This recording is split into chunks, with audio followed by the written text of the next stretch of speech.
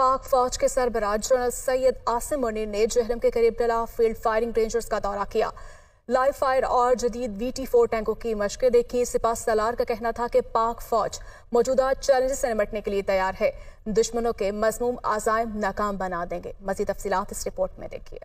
Army chief general Syed Asim Munir का जहलम के करीब टिल्ला फील्ड फायरिंग रेंजेस का दौरा। सिपह सलार ने लाइव फायर और जदीद VT-4 टैंकों की मशक़ें देखीं।